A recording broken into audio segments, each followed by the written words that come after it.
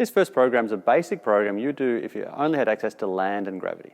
First exercise we're going to do is a squat. So setting your feet about hip width apart, not too wide, not too narrow. Weight centered back over your heels a little bit.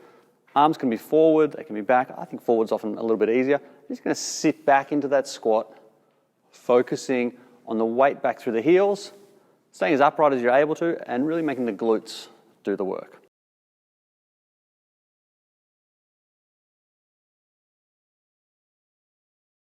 Next we've got push-ups.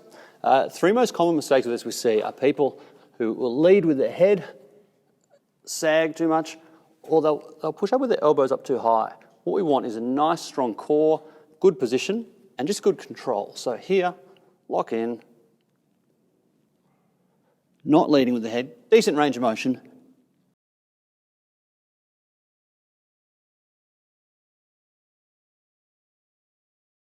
If a conventional push-up is too hard, the knee variation is really helpful. We find one of the best ways is having a full push-up on a lower, knees for a half up. And you'd be surprised at how quickly that'll increase your overall strength doing that half and half push-up.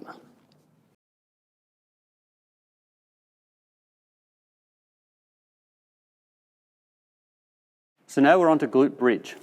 So we want feet hip width, making sure to keep them straight. One of the most common errors is people will really have their feet offset. So if you can find a reference point around you to get them nice and square, that's great. You're going to lie back. The first thing you want to do is establish neutral spine. So arch up a little, flatten out, just find kind of a halfway point between. And then what you're going to do is engage in your core first, drive up, and really focusing on driving with the glutes, not extending with the back or overworking the hamstrings. Just get the actual glutes, glute max, biggest muscle in your body, get that muscle working nicely.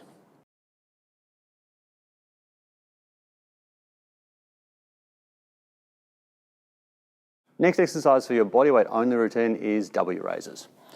So on your tummy, hands forming kind of a W shape. Making sure you keep the head nice and neutral, so not arching up, not down, just nice and neutral.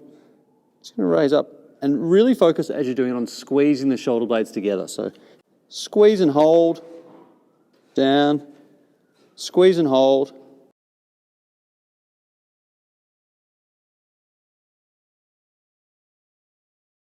Next bodyweight exercise is a hamstring bridge. For this you're going to need some sort of a bench or a plyo box. And we're going to start out with a double leg variation with a slight bend in the knee. So lining everything up, lock in the core, and you're just going to bring it up and hold. And we really like the isometric hold. We're just holding it for time under tension. So it might be 30 seconds you're holding for.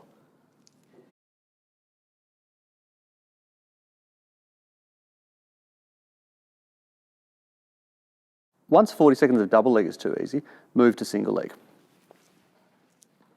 So same rules apply, slight bend in the knee, lock in the core, drive up, and then hold.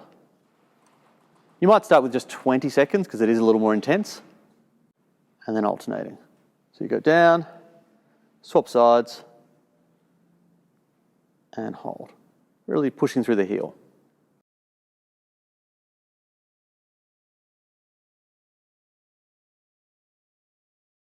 Next up, we've got a straight arm plank.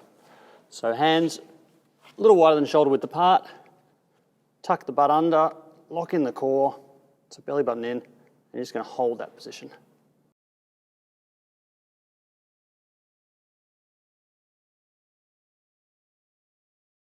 If that's a little bit too easy, you can also progress to a shoulder tap. So you're going to lock in, tap,